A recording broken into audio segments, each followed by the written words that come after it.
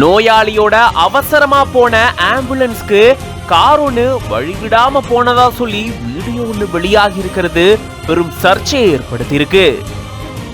மனிதாபிமானம் இல்லாம ஆம்புலன்ஸ்க்கு கூட வழிவிடாம காரை ஓட்டி இருக்கிறதுக்கு பல பேரும் கண்டனங்களை தெரிவிச்சிட்டு வராங்க.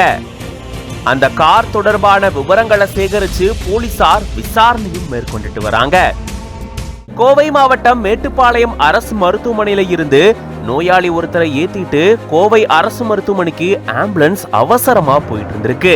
இந்த ஆம்புலன்ஸ் NGO காலனிலிருந்து துடியலூர் வரைக்கும் அவசரமா போயிட்டு இருக்கும் போதுதான் முன்னாடி ஒரு கார் வழிவிடாம போனதா கூறப்படுது.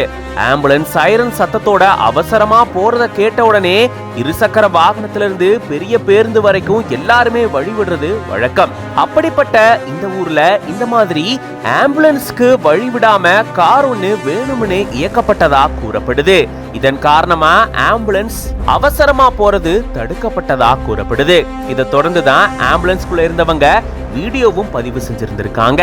அந்த வீடியோ தான் இப்போ சமூக வலைதளங்கள்ல வைரல் ஆயிட்டு வருது. இது தொடர்பா கோவை மாநகர போலீசார் விசாரணை மேற்கொண்டுட்டு வரதா கூறப்படுது. இந்த நிலையில இந்த மாதிரி செயல்படுறவங்க மேல தக்க நடவடிக்கையை மேற்கொள்ளணும் அப்படின்னு சொல்லி இந்த வீடியோ குறித்து கண்டனங்களும் எழுந்துட்டு வருது. இது பத்தின உங்களோட கருத்துக்களை கமெண்ட்ஸ்ல சொல்லுங்க. மேலும் பல செய்திகளுக்கு பிஹைண்ட் உட்ஸ் பேஜை ஃபாலோ பண்ணிக்கோங்க.